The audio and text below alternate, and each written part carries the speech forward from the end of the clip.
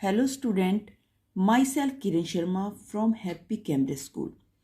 बेटा, आज हम अपनी रीडर की बुक का lesson number 3 Aladdin and his genie इसको करेंगे। पेज नंबर है हमारा 19। Let us start the lesson.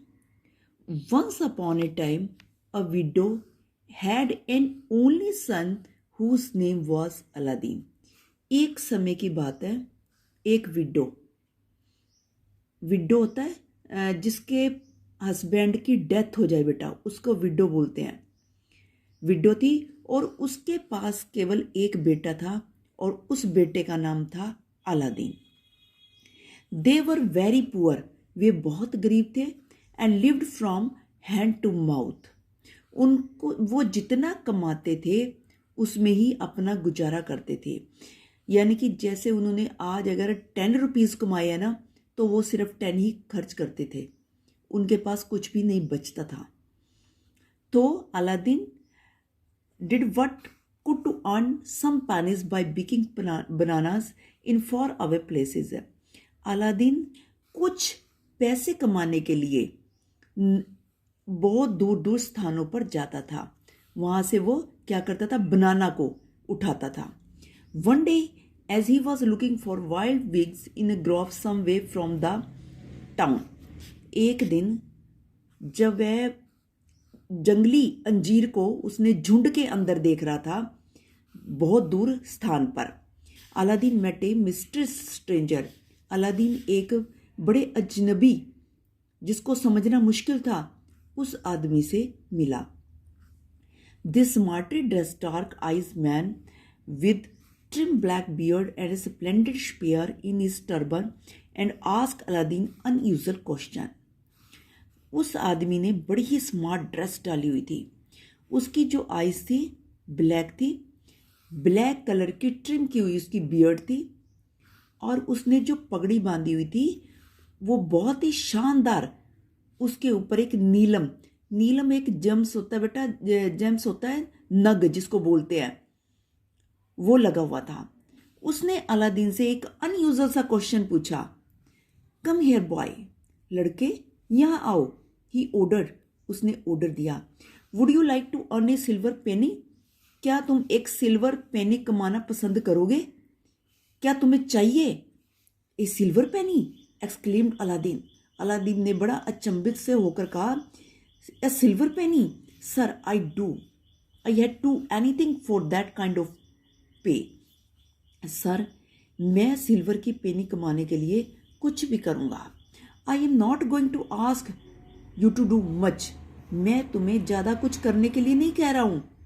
Just go down that main whole, सिर्फ तुम्हें क्या करना है, जो ये मेन होल है ना, इसके नीचे जाना है। I am much too big squeeze through myself. वो अलादीन क्या कहता है कि मैं जैसे बड़ा दिख रहा हूँ ना, मैं अपने आप को सिकोड़ लूंगा।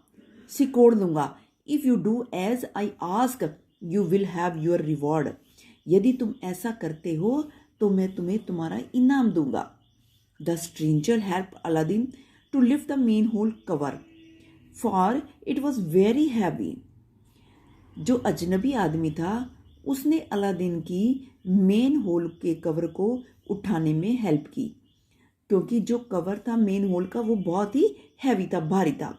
Slim and agile as he was the boy easily went down, वो लड़का जो स्लिम था, बहुत ही चुस्त था, आसानी से नीचे चला गया। His feet touch the stone and the carefully made his way down some steps. उसने एक स्टोन, उसके पैरों ने एक स्टोन को टच किया, एक पत्थर को टच किया, और उसने बड़े सावधानी के साथ नीचे अपने पैरों को रखने के लिए रास्ता बना लिया।